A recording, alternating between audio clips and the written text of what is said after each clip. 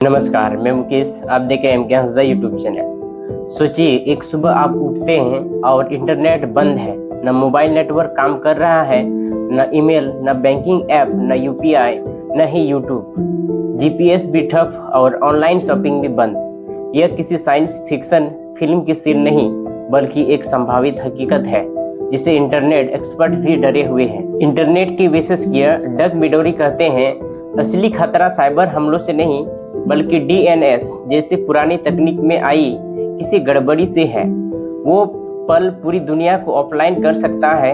Internet यानी हमारी जिंदगी का अहम हिस्सा बन चुका है, लेकिन इसका तकनीकी ढांचा 40 से 50 साल पुराना हो चुका है। हाल ही में अमेज़न के डेटा सेंटर में आई खराबी ने इस चिंता को बढ़ा दी है।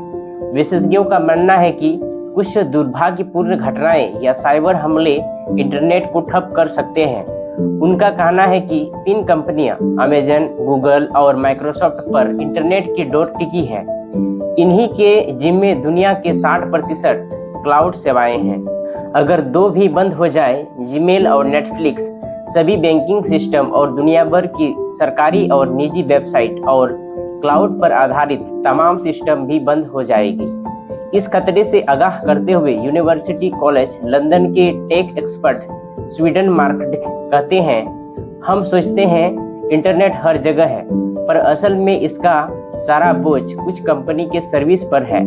अगर वो रुके तो सब कुछ थम जाएगा। इंटरनेट का मौजूदा ढांचा कई पुराने प्रोटोकॉल और सिस्टम पर आधारित है।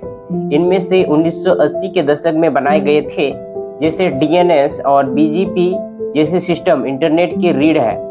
इनमें गड़बड़ी भी इंटरनेट ठप हो सकता है। स्वीडन मार्केट कहते हैं, ये इतने पुराने हैं कि सुधार करना मुश्किल है। गूगल का यूएस सेंट्रल क्लस्टर आयोवा में स्थित है।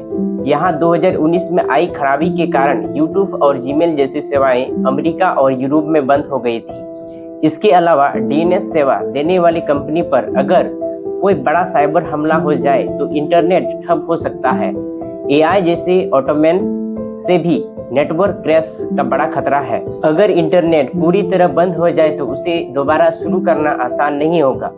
विशेषज्ञों का कहना है कि अब तक ऐसा कभी नहीं हुआ है, इसलिए यह भी नहीं पता कि इसे दोबारा कैसे शुरू किया जाएगा। ब्रिटेन के एक समय ऐसा प्लान था कि इंटरनेट बंद होने पर विशेषज्ञ एक पब में मिलकर अगला कदम तय करेंगे, लेकिन अब यह प्लान भी शायद अस्तित्व में नहीं है।